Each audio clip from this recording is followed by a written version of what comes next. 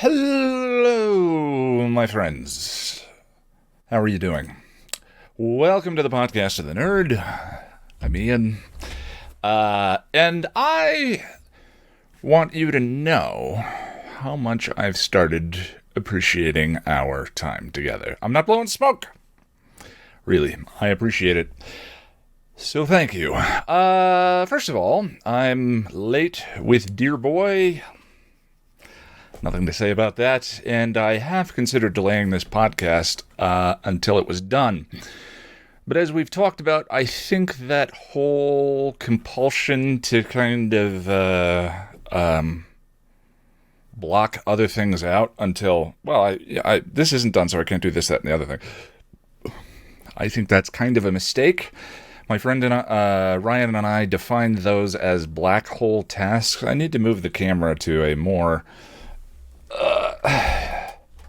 easier, I was about to say, Department of Redundancy department, easier place so that I can make eye contact with you a little bit better. This setup will change as we go. But anyway, my friend Ryan and I refer to those, I think I've told you, as black hole tasks and how common they are. I didn't get this thing done, so I can't do anything else. And actually, I feel like one of the things that has been getting unpacked in this podcast, I overuse that term and get ready to hear that term a lot today, is that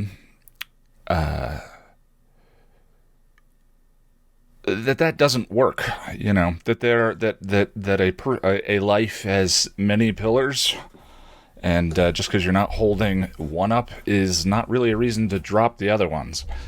That's why it's actually important to play a video game and read a book and go for a run and all of that, even if your review of Restless is a month late and people are anticipating it. This whole self-employment thing is very weird. Not that I've ever been good at balance, particularly. Also, I don't think delaying the podcast would actually have me get through Dear Boy any faster. So, there it is. Today, I want to tell you about this one time I joined a cult. It's not as dramatic as you may think.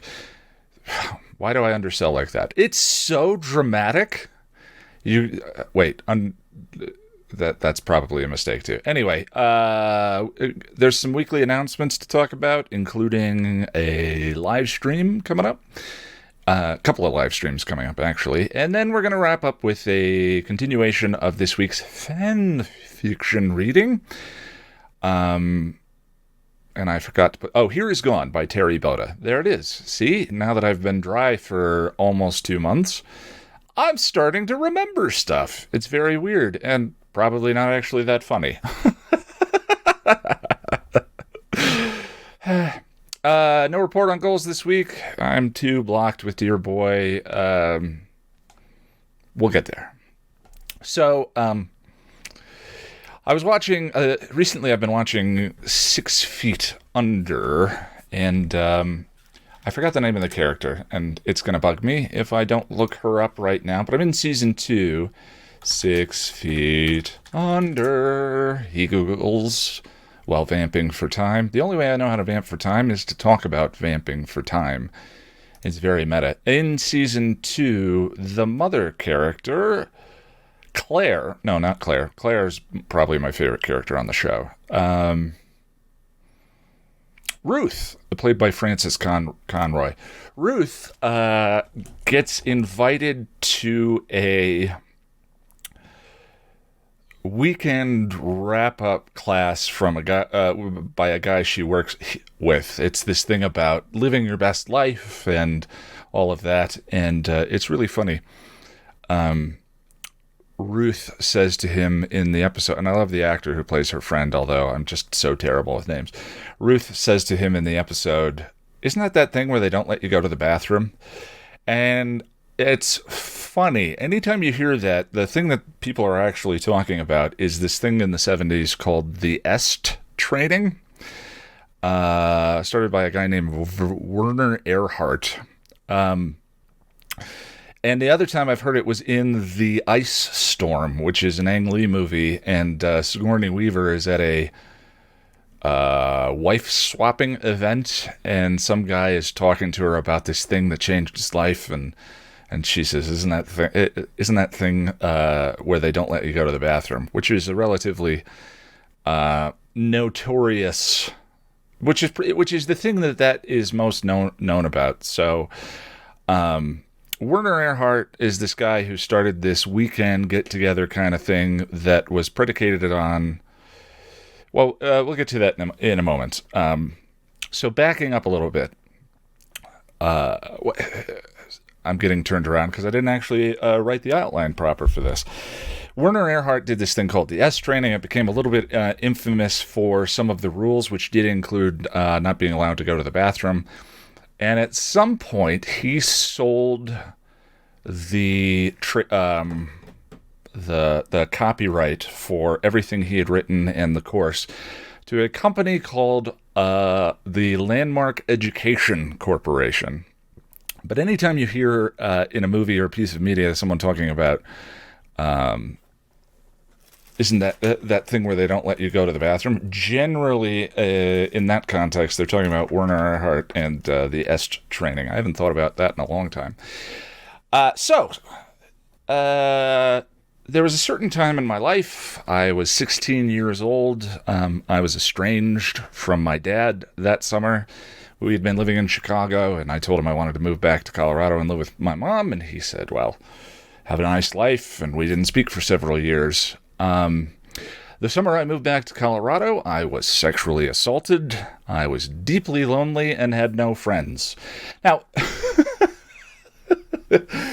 in my adult life, I've managed to find new bottoms. But that was a pretty good one. I'll just say. A lot of baggage is for a kid that age. There's more, there's less, but that was mine. And one weekend, my mom said she was going to take a class and wouldn't be around. And at the end of that weekend, she brought me with her to the wrap-up class. And she had done this thing called the Landmark Forum, and asked me if I wanted to do it. I shrugged and said, I guess, all the resolve of your average 16-year-old boy, I suppose. And she signed me up. So the forum at the time, I have no idea if Landmark's still around or what the process is now. This must have been 96 or 97. It was 3 days long. And every one of the days was 3 days long and an evening. Every one of the days were 12 hours long. I believe it was 7 to 7. And you start very early. You sit in a room with the forum leader in the front of the room with a bunch of chairs assembled around, probably about 100 people, maybe a little more than that, sitting in the room. And the forum leader has a microphone, and there are microphones around the room. And the forum leader stands at the front of the room and sort of gently unfolds the material, occasionally asking for volunteers from the crowd to stand at mics around the room, and occasionally bringing someone on stage. So, in a nutshell, imagine if someone took the basic principles of psychology and philosophy and ran them through a corporate speakatizer, using, words like synergistic and action items. Now, you might bristle at that, but there's a reason why businesses do that, standardized language, and the main reason is probably efficiency. If you can get everyone using the same language when it comes to how the business functions, or in the case of the forum, how life and human beings in it function, then you can kind of rapidly get down to the business of growing the business, for Department of Redundancy department. Anyway, the forum's main business was in creating, this is, now, I am years out from this experience, so just for the sake of full disclosure, I don't remember them saying this specifically, but this is my experience of the forum through the lens of time and age and distance and history. The forum's main business was in creating moments of clarity for its participants, emotional breakthroughs. So we all have sticking points. I certainly did as a 17-year-old, but the sticking points all around might be why won't my dad talk to me? Why don't my husband and I spend enough time together? Why were my parents such dicks?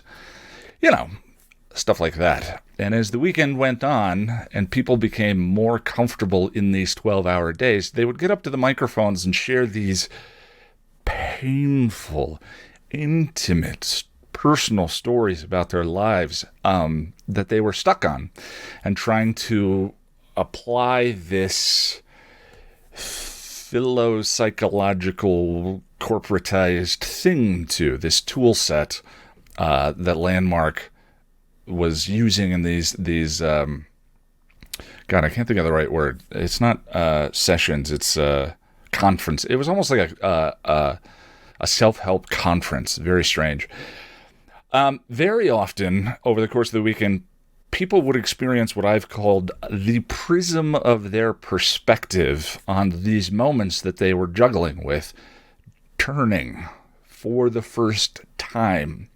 And not as some kind of intellectual exercise. But, the intellectual, well, we're all human, and I guess my parents did the best they could.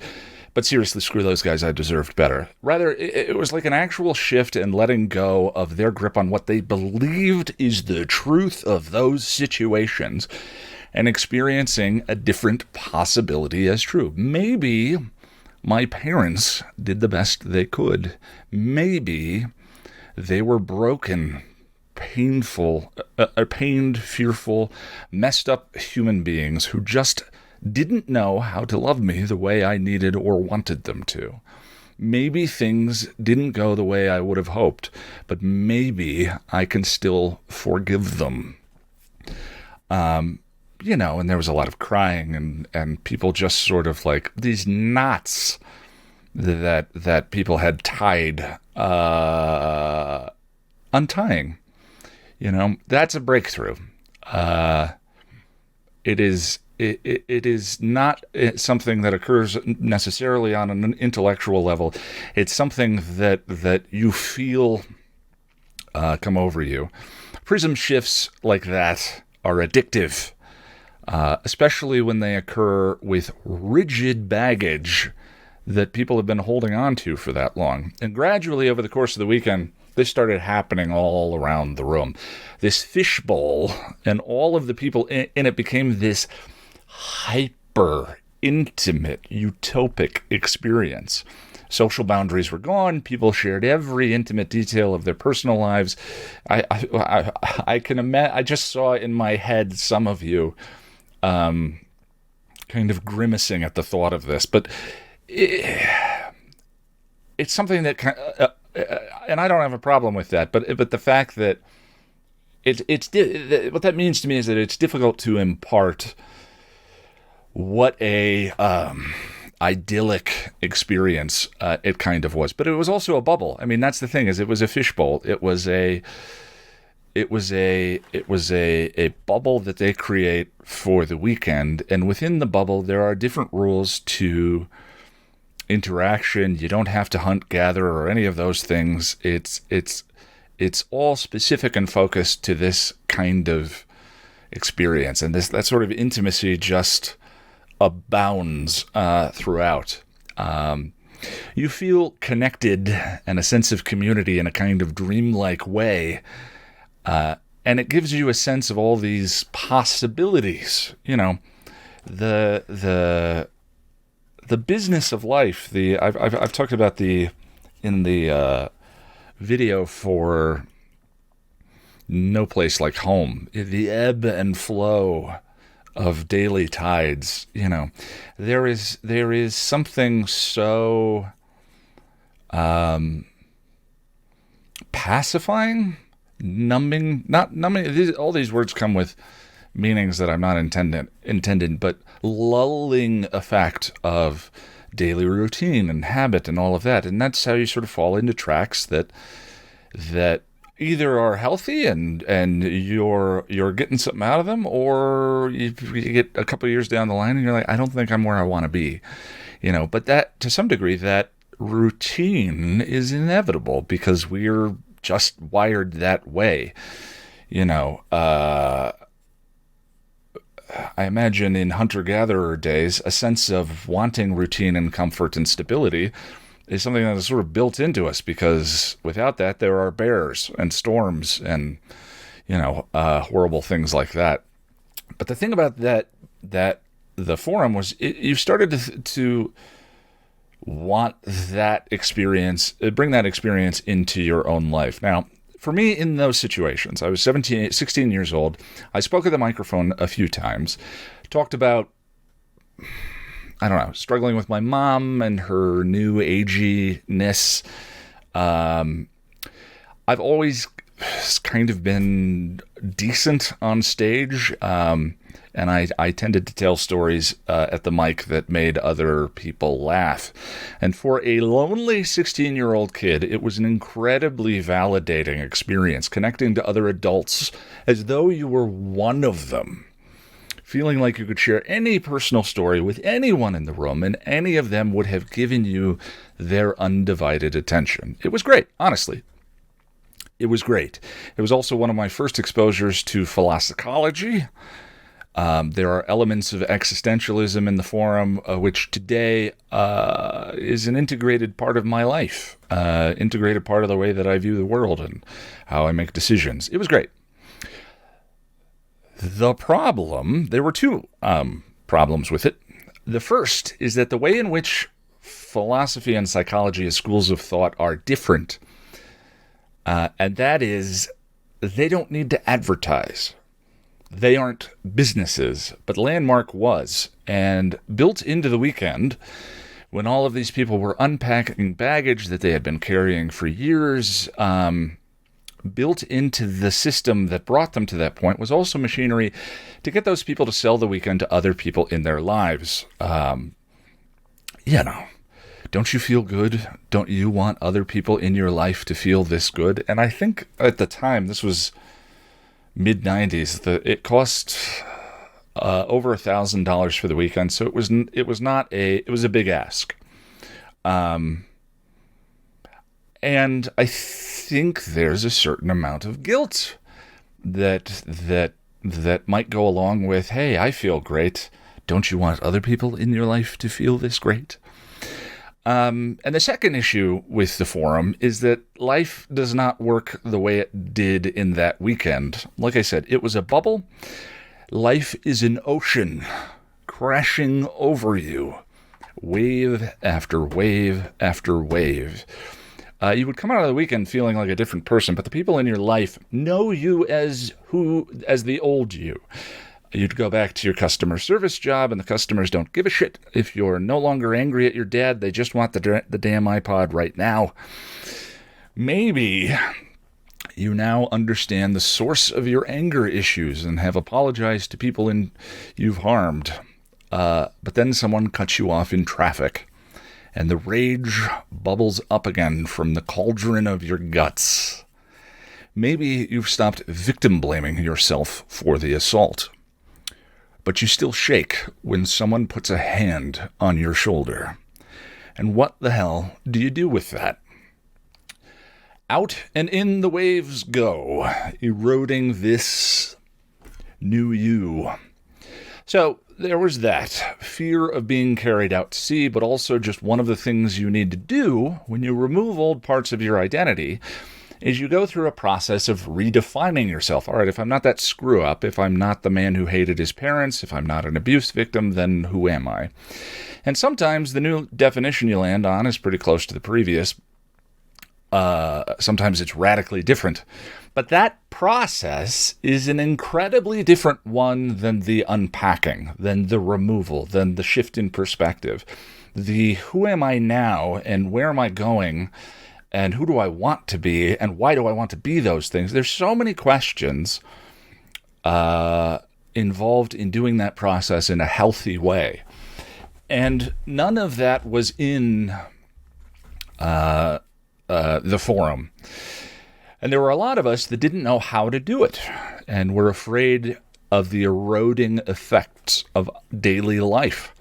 So we started burying ourselves in landmark culture, volunteering at weekends, cold calling people for the company, taking further, more expensive courses, and all of the things.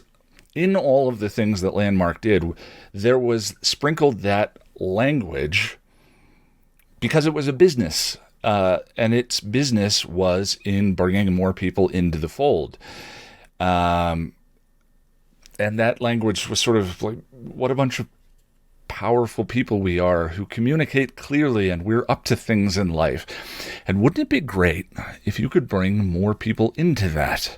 Don't you want the people that you love to feel powerful? Bring them in. If they don't come in, it's because they're blocked in their lives. They're blind, but we here are clear. We are really alive. Again, sprinkled. And I slowly alienated friends, family. Progressively, things got to a point where the only good part of my life was Landmark.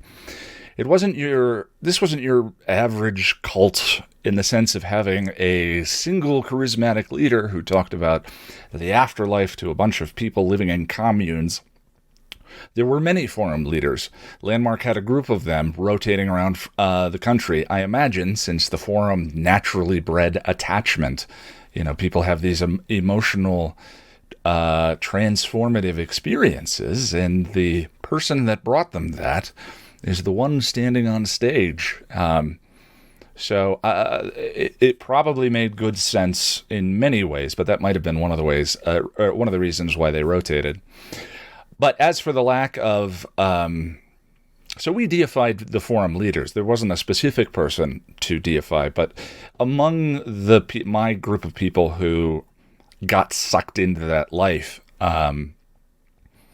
we all sort of looked at the forum leaders as the one who had taken on this thing that made us feel so good and actually made it a part of their identity and had properly consumed all of the things that there were, they were the devout, they were the pastor, and that was the ambition, was to understand ourselves in life as clearly as they could. And as for the lack of the spiritual, there are churches for atheists as well. I got sucked in because Landmark me was the version of me that I felt like I had control and power over. And there was this community and system to sustain it with. Without it, under those daily crashing waves, I was always afraid of being pulled out.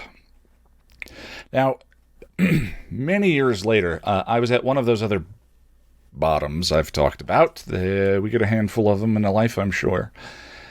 I was living in a city where I didn't know anyone, working from home, drinking every day, profoundly lonely. I've talked about this part of my life a little bit in other videos. A year before, I had been engaged to a woman. Things ended, and during this time in my life, I would discover that I had been carrying on an old argument with her in my head for hours without noticing, and I would shake it off in frustration, and it would sneak back up on me again 20 minutes later. Without too much detail, things got bad. And sitting in therapy for the first time in my life, I asked the person across from me how the hell I was going to get better.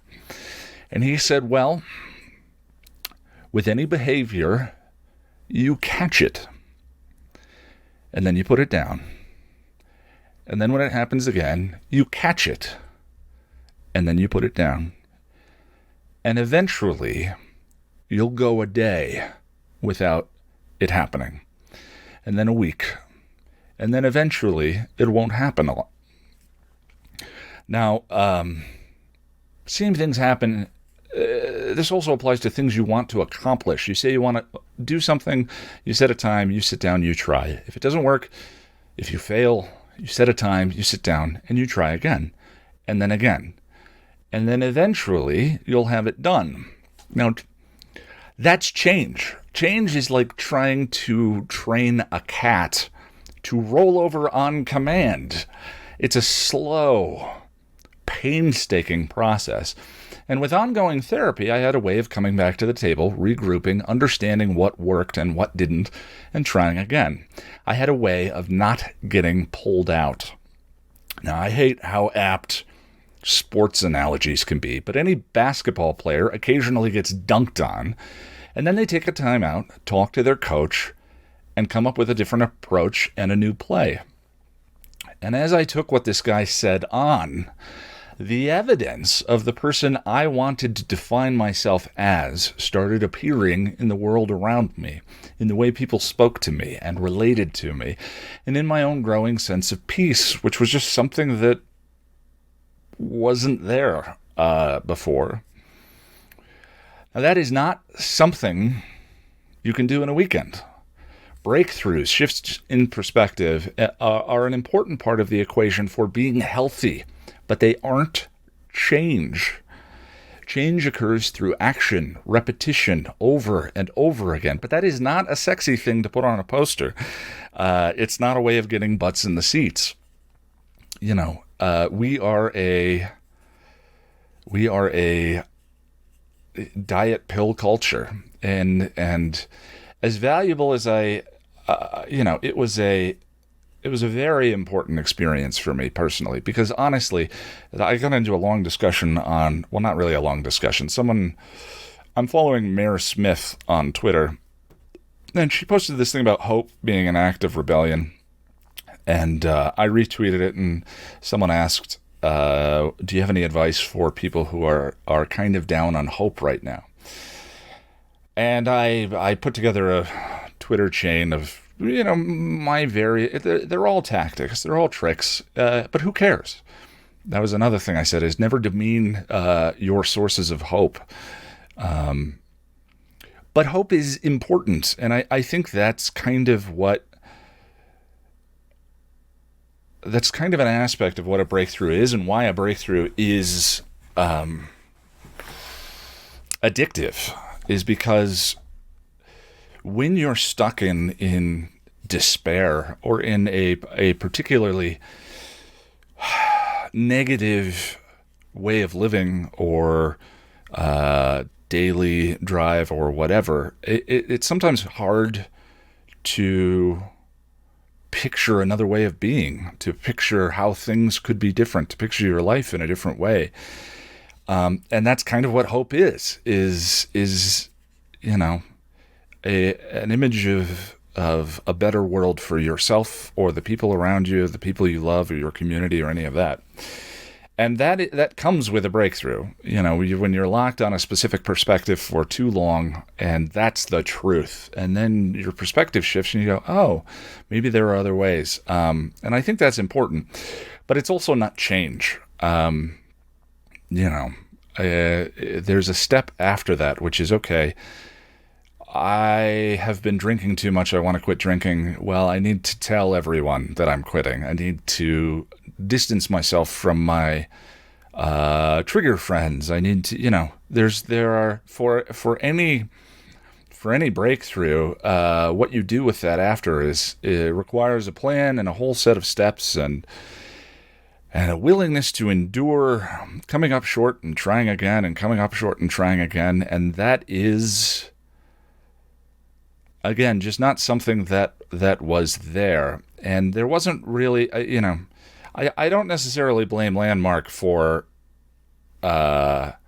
anything in particular. The forum was a valuable experience for me, but it also sort of naturally, there were a lot of hangers-on, like myself, who just didn't know another way, who couldn't be the people they wanted to be in their daily lives, but this was a place that let you say who you wanted to be. And then people, as part of their commitment, treated you that way, and then asked for whatever it was. Anyway, I just thought it was interesting, and it was the second time that I had heard Werner Erhardt's Est training, which they may not be allowed to actually say in movies or television shows, but the way that it's constantly denoted as that thing where they don't let you go to the bathroom. By the way, Landmark let you go to the bathroom, but it's just funny that it has persisted in history as that. Whatever other people's experience were with Landmark, the corporatizing of the speak made the weekend efficient for everyone, but also ended up giving me a set of tools that only worked in that weekend or with other people who had done the forum. The equivalent, there's actually probably an equivalent just in my YouTube channel. When I say I need to go and get the rock, that's shorthand for something that people who have watched enough of my videos understand and know what I'm talking about. You can obviously, it's a very powerful metaphor, Sisyphus, so you can obviously just get that in context. But the whole idea of Camus and suicide, leap of faith, or embracing absurdity is something that I hope that other people hear when I talk about that. But that would all be lost on anyone who was listening to this who, hadn't actually watched the videos. Yeah, so it was a set of tools that only worked in that weekend or with other people who had done the forum. And I was just carrying so much self-hatred and resentment and fear in my daily life that without making myself a full-blown cult member, it was somewhat inevitable that all the effects just kind of died off. It was an unsustainable thing for me. There's a reason why I can't remember what it is, but when you're in AA, they say you want to go to 30 meetings in 30 days. I believe that's the number, and forgive me if I'm getting that wrong, but there's a reason. Because that's how difficult change is. But it's not just getting rid of old or negative habits. Anything the channel is that way. Me sitting down and writing, obviously I'm struggling with again. Struggle with every script, actually, now that I think about it. It's habit repetition. Sit down, try it again. We are cats learning to roll over. And a cat just doesn't want to do that. Cat wants to be a cat. But living with intent and choice and, so much of that baggage is just sort of the way the world told me I should interpret things and all of that. Being deliberate requires, a little more focus. And anyway, that's enough of that. Yeah, so I don't know if that was informative or not, but that was a part of my life I haven't spoken about in quite a long time. And I felt like, I felt like it required proper context. And even if it's a diet cult, so many of the lost friends and family during the time, and just the weird ways that they kind of spoke about things just required a bit of an explanation. Strangely, the only other time that I've experienced that kind of thing since was when I was an employee at Apple. A lot of that culty structure was there, and I was drinking the Kool-Aid. I grew up with Apple. I've only owned Apple products. PCs seemed ridiculous to me. And that was a time when Steve Jobs had come back and released the why can't I think of it? The iMac, and then the iPod. I started working there when the iPod was about a year old, and then he released the iPhone. And we in that culture, he was so much a figurehead, and there was you were an Apple person or you weren't. Oh, he's got a PC. Well, I guess we can hang out with him. It was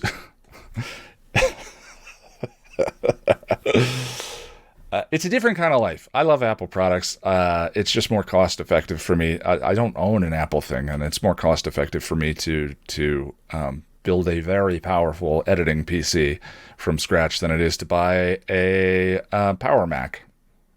That's a throwback. But a lot of the symptoms, a lot of the characteristics were there. I actually converted many of my family to Apple, if a little bit more healthy. Again, Landmark was a running, functioning business, and a lot of that stuff, I think, was just designed to keep the business floating and sustained. It just had weird consequences for, certain people were of a mindset that I was, who became addicted to it to the point where it was to their detriment. Anything can be turned into heroin, but you don't blame the poppy. All right, so this week I'm still working on Dear Boy. I'll share more with you about that when it's done, hopefully on Monday. But once I miss the first deadline, I'm always loath to set the next one. It's going to get done when it gets done. I got some writing done before I started the podcast, which feels good. It's very Oedipus. I hate Oedipus. Yes, I know. It's okay. I can say I hate Oedipus. That's okay. Yeah, and you know what's fun to spend some time writing about? Incest. That's fun. Anyway, hoping to have the script done today. Saturday is the Patreon. This coming Saturday is the Patreon Hangout discussion and stream. We'll be talking about Hero and Hush. No new skips, but again, until by the end of the season, we'll be back to Buffy first, Angel second. But for a little while, they are inverted by virtue of the 4 episodes per show that we decided to skip. I'm switching the Twitch game streams, which have been a lot of fun, from Monday, Thursday to Tuesday, Thursday. Some Mondays, it was just proving too difficult to get this podcast done by stream time. I'm currently playing Red Dead Redemption. I'm currently loving it. It's one of the prettiest games I've ever played. There's a tremendous atmosphere, unbelievable score, very addictive. Link to the Twitch channel in the show notes. If you're into that thing, come hang out. Also, Saturday the 22nd, Jess and I will be doing our Bloody Valentine's Day Bad Decisions stream. We missed it last year, but we're bringing it back. We'll be drinking wine, watching Tucker and Dale. I'll be doing a dramatic reading from her online dating inbox, and maybe some other fun stuff. Hope you join us. I also want to get the trio, or the fearsome foursome, with Audrey, Jack, Jess, and myself rolling again.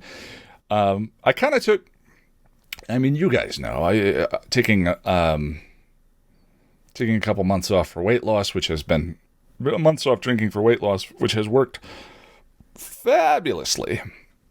I'm even remembering stuff. Also, within that context, it just seemed the bad decisions are, what I would politely call a drunken shit show, and I like them that way. So I had hoped that the Patreon hangouts and the edit streams would kind of scratch that itch, but they're just very different. So I definitely want to get those rolling and proper again this year. And I didn't make my Instagram Adventures of the Nerd this Saturday because the town I picked was an 8.5-hour drive from here. I actually said if it's an 8-hour drive like Telluride, I'm going to go. The town that I picked, Upper, I can't remember the name of it, is actually 10 minutes drive from Telluride, Colorado. And I looked at the map, and 3 roads in the mountains are currently closed, and there was a blizzard this weekend.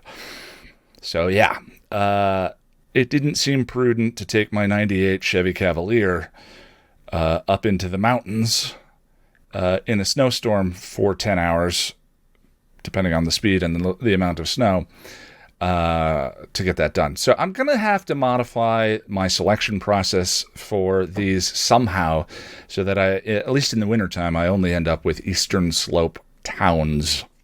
We might do best of 3. I'll think about it. And I don't know if it's necessary for me to continue to do it on the podcast. I may shoot it as a little Instagram video the morning of, which would be kind of fun, actually, waking up on a Saturday and, picking the number at random and then going, as opposed to building up to it through the week. Although, anyway, we don't need to talk about this. Before I get into the fanfic reading, I just want to let you know I'm at Ian Nittram. That's Ian and my last name Martin spelled backwards on Twitter. YouTube.com/Passion of the Nerd. If you'd like to support the channel and keep me flush with coffee and men's one-a-day tablets, you can do so at patreon.com/Passion of the Nerd. With the $5 and up club, you get to join the hangout with me and 8 other people this weekend to talk about Hero and Hush. You can also grab yourself something from passionofthenerd.com/store. Did you break a mug recently? Do you need a new shirt? Don't give Target and Amazon your money. Jeff Bezos has many more Totino's pizzas in his fridge than I do. I'll bet he can even afford DiGiorno. I should actually add Passion of the Nerd just socks. I'm in need of some new socks myself. If you're an Amazon Prime member, you may not realize, but you can support me for free by using your monthly Amazon Prime Twitch subscription. That's twitch.tv/thepassionofthenerd. I think I own Passion of the Nerd too, but I lost the login for that. Anyway, that's enough of that. All right, let's do some reading. We are on Here Is Gone by Terri Botta. Last week's chapters are, the previous chapters are linked in the show notes. And when we get to chapter 10, again, I'm going to put out a compilation so that you can just listen to chapters 1 through 10 without having to click back through all the videos. All right. Let me get the microphone in a comfortable position. Is this a joke? I'm not going to be threatened by 2 little girls, Tara's father argued. You don't want to mess with us, Dawn replied, holding her chin high. She's a hair puller, Buffy told, pointing at her sister. Giles stepped up, cleaning his glasses and raising his eyes to meet Mr. McCauley's? Oh, damn it, I needed to look up Sarah's last name. Tara. Jeez. Maybe I'm not remembering stuff as well as I thought. And you're not just dealing with 2 little girls. You're dealing with all of us, Xander added. Before, Spike had denied caring, but this time he moved to stand by Willow and Tara, arms crossed, the threat in his posture clearly different.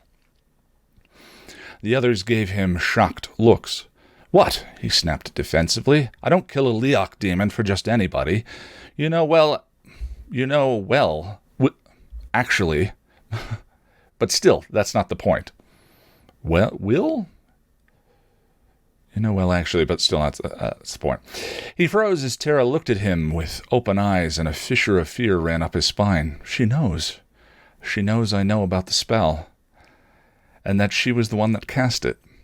For a moment, he was certain that Tara was going to give him away, but then her father's ranting saved him. This is insane. You people have no right to interfere in Tara's affairs. We are her blood kin. Who the hell are you? We're family, Buffy answered, as they grouped around Willow and Tara, staring him down.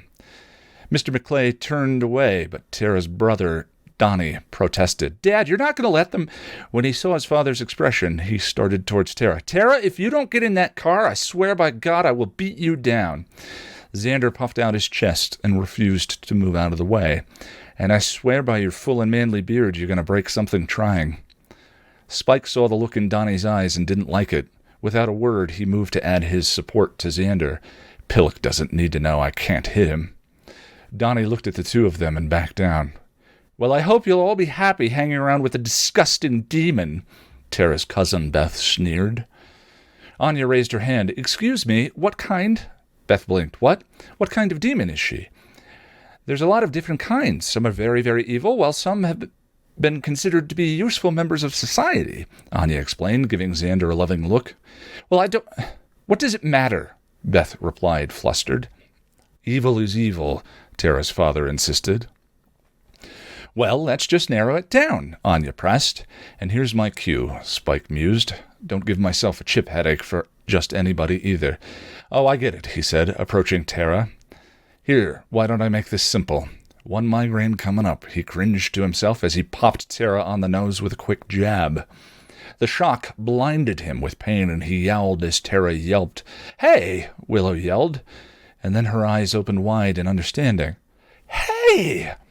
He hit my nose, Tara cried, holding her injured face. And it hurt. I mean, him! Willow exclaimed excitedly. And that only works with humans, Buffy announced smugly. There's no demon in there, Spike said, shaking off the pain. That's just the family legend, am I right? Bit of spin to keep the ladies in line. Oh, you're a piece of work. I like you. I'm not a demon, Tara sobbed. You're not a demon, Willow affirmed, smiling. He hit my nose. Spike, his hand on his forehead, muttered, Yeah, well, you're welcome. His voice caught Tara's attention. She looked up at him with a mixture of confusion and awe in her face, and he once again got the impression that she was seeing right through him. It wasn't the first time he'd seen Tara since he'd been sent back, and he cursed himself for thinking he would be able to fool her. Even as she blinked at him, he saw the wheels turning behind her eyes and knew he had to do something to deflect attention from himself. Thankfully, Giles did it for him by addressing Tara's father. I'd say your business here is finished. Tara's father tried one more time. Tara, for 18 years your family has taken care of you and supported you. If you want to turn your back, Spike watched as a new expression of pride and self-confidence came across her face. And she stood up to her father for the first time in her life. Dad, just go. There was a moment of tense silence, and then they obeyed, sulking out, muttering about magic until the door closed behind them. Tara breathed a sigh of relief and turned to Willow. I'm so sorry, she apologized again. Willow hugged her. It's okay, baby. I understand why you did it. Spike saw Tara's eyes meet his over Willow's shoulder, and she kept looking at him as she left her lover's embrace. Her gaze bore into him, and he was suddenly afraid. He knew if she revealed his secret, he would have to have a clever lie ready to deny her claim. But the young woman surprised him with her empathy and understanding. Thank you, Spike, for what you did. I know it caused you pain. He blinked and looked away. Well, if I hadn't, then you would have left here thinking you were a demon, and I couldn't have that, could I? Bloody imposter you'd be. Give us real demons a bad name. Tara smiled at him and laughed softly. Perish the thought, then more timidly held out an olive branch. We're headed to the Bronze now. It's my birthday. Would you like to come? Her simple offer left him dumbstruck, and he fought the tears that welled in his eyes. He knew she could see the effect her invitation had on him, but she respected his privacy and didn't call attention to it. Still, it took him a moment to swallow the lump from his throat. She sees me. She really sees me. She's always seen me. It meant more to him than words could say, but he knew if he accepted, things were bound to go wrong. I'd love to, Pat, but I have other plans. Maybe some other time, though. She nodded and gave him another smile. Okay. They fell silent for several moments, none of them quite sure what to say. Spike was the first to speak. Well, I'd best be off. Give your mum my best, Slayer. Tell her I'll be to see her soon. Good night, Spike, he heard Buffy say as he sauntered out with a swagger. The saunter was gone as soon as he was out of the shop, however replaced by slumping shoulders and a sigh of relief. Another thing changed. Another day gone. Buffy had died on May 22nd. Only 197 more days to go.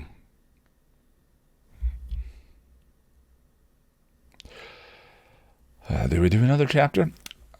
Let's do another chapter. We're doing 2 chapters. Here we go. Chapter 9. Hold on. A little bit of a refreshing drink.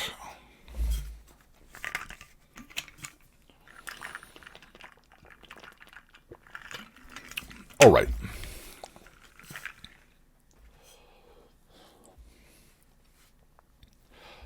Chapter 9. Spike was alone. Harmony had taken to going out more and more as his obsession with his journal infringed upon his attentions to her. She resented his constant preoccupation, and nightly sex was doing little to placate her. Her absence was both welcome and irritating. At least when she was there, she was a willing partner, and he could use her to reach the drop-undead exhaustion he needed in order to go to sleep. But she would also demand his attention when he was busy, then get angry and would not stop what he was doing. When he would not stop what he was doing.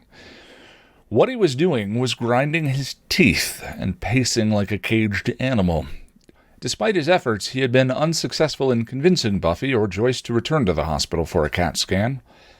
He knew that she would go soon, when the results from the first barrage of tests came back, but it meant that he'd been throwing himself against that particular wall now for nearly 3 weeks. He was mentally and physically exhausted and frustrated, and even more convinced that he really was dead and in hell. It seemed that no matter what he tried, he could not effect a big change. Excuse me. And he was beginning to think that all his efforts were in vain.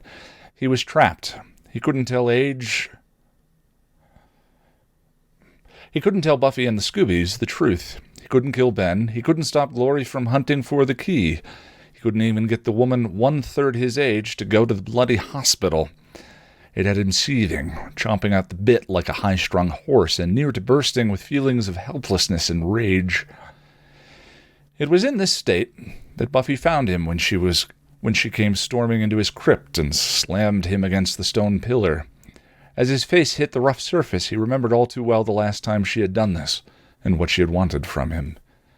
He knew where this was going. She'd come to hear about the Slayers, and planned to pay him for his story of how he defeated them. He'd been expecting her to show up, planning how he would do things differently, but her assault hurt him in more than one way. The new soul disliked pain, and his demon had never been terribly fond of it to begin with, so the unwarranted attack upset him. The fact that Buffy still felt it necessary to beat him up whenever she wanted anything from him was also a sore point. He had hoped, after 3 weeks of cooperation and relative bloodless, painless interaction, that Buffy would ease up on her habit of kick the spike, but it would seem that Buffy had other ideas. He was starting to suspect that she was already using him as her punching bag, an acceptable outlet for her anger and frustration, and that he had allowed it without ever really noticing what she was doing.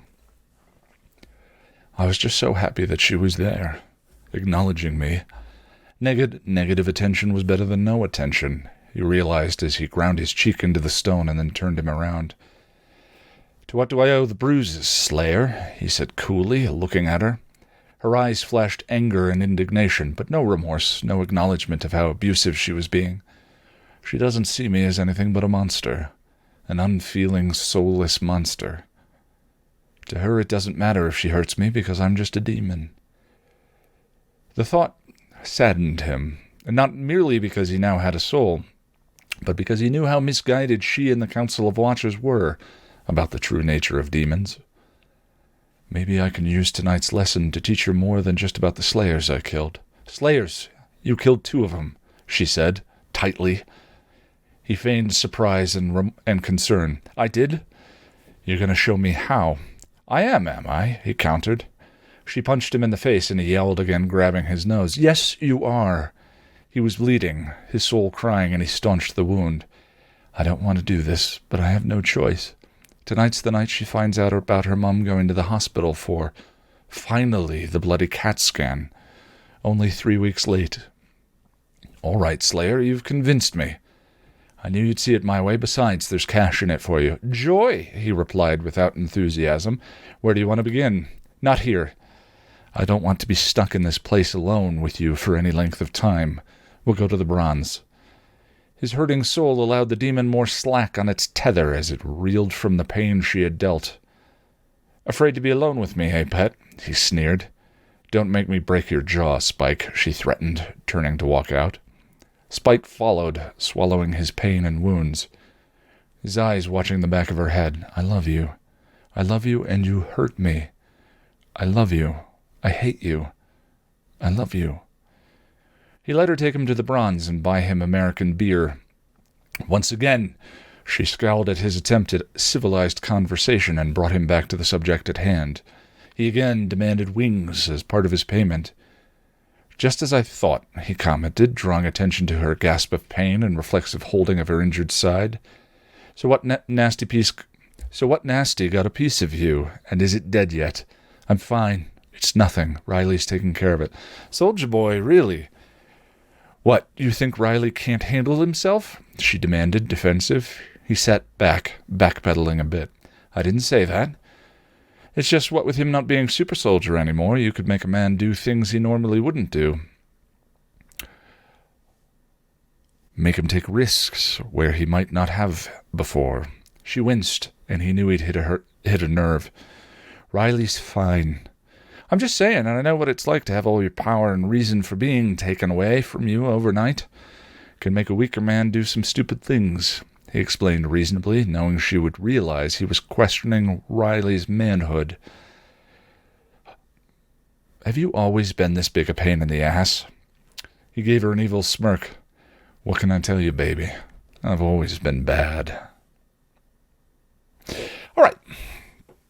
I've been wanting to do two. We had that very short chapter, I think it was 2 weeks ago.